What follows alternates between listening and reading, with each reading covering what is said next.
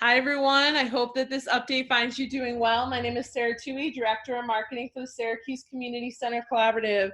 This will serve as my 19th video update spanning key information and numbers from Monday, August 10th until today, Monday, August 17th. Starting off with some key numbers, in Onondaga County, there's 3,542 confirmed cases, 174 active cases. In Oswego County, there's 273 confirmed cases, 18 active cases. In Delaware County, there's 98 confirmed cases. In New York State, there's 425,508 confirmed cases. In the United States, there's 5,404,500 confirmed cases. And worldwide, there's 21,709,841 confirmed cases. Transitioning to key updates on the travel advisory list, the additions this week have been Hawaii, South Dakota, and the Virgin Islands. Removals have been Alaska, New Mexico, Ohio, and Rhode Island. The full list now is Alabama, Arizona, Arkansas, California, Florida, Georgia, Hawaii, Idaho, Illinois, Indiana, Iowa, Kansas, Kentucky, Louisiana, Maryland, Minnesota, Mississippi, Missouri, Montana, Nebraska, Nevada, North Carolina, North Dakota, Oklahoma, Puerto Rico, South Carolina, South Dakota, Tennessee, Texas, Utah, Virginia, Virgin Islands, and Wisconsin. So just a few reminders, as I know a lot of colleges move back this weekend and will move back over the next several days.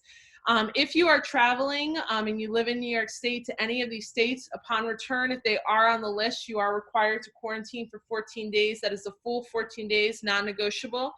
The only people that can remove you from that quarantine are the county health department and the state health department. But again, they know the guidelines from the state is very clear. You must quarantine for a full 14 days. Your doctor cannot remove you from quarantine. And that goes for any quarantine across the board. As you're talking to individuals, only the health departments in the county and the state can remove you from a quarantine. No matter how many times you test negative, you still are required to stay in quarantine for 14 full days.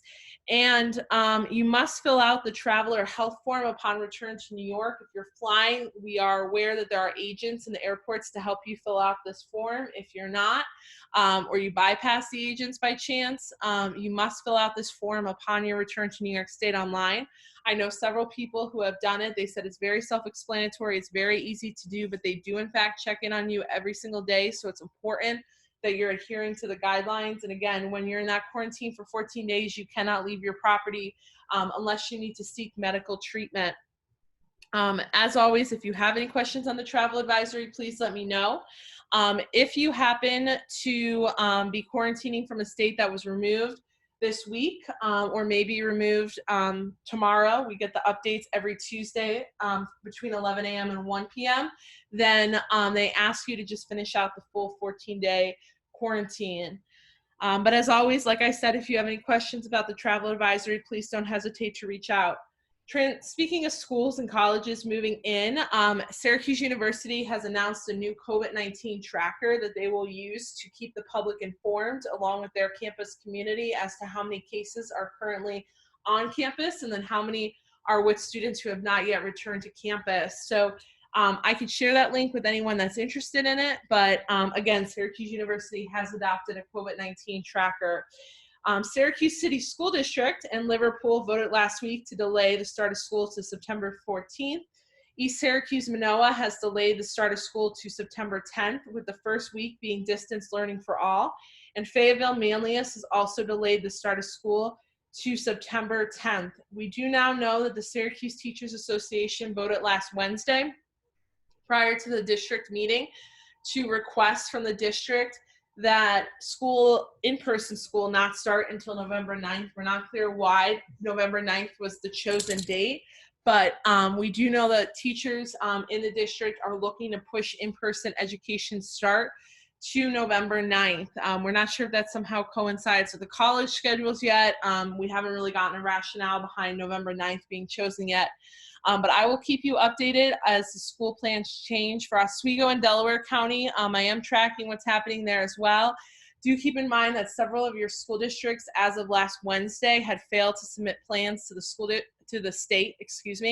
I don't know the current list yet from the state. I'm hopeful to get that this morning or this afternoon, which will let us know who did not still submit their plans. The deadline for submitting plans, the late deadline was last Friday, August 14th.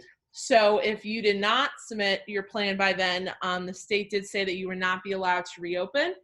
We're unclear, though, if any school district failed to meet that deadline at this point. So again, I'm hopeful to get that information this week. But as always, if you have any questions on where your school district stands or school district in your area stands, please don't hesitate to reach out. And finally, I just wanted to go over some of the public health alerts we got on Friday from Onondaga County.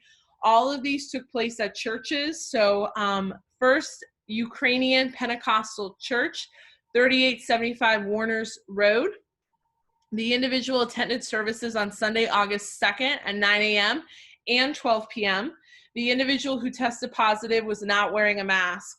St. Patrick's Church at 216 North Lowell Avenue. The individual attended services on Saturday, August 8th at 4 p.m. The individual diagnosed was not wearing a mask. Blessed Virgin Mary Church, 2656 Warner Road. Individual attended services on Sunday, August 9th at 9 a.m.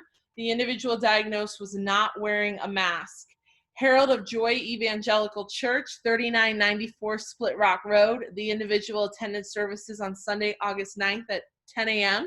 The individual diagnosed was wearing a mask. So 3 out of 4 were not wearing a mask, but the last Herald of Joy Evangelical Church was in fact wearing a mask. As always, if you have any questions, please don't hesitate to reach out. I hope everyone has a great week. Thanks so much.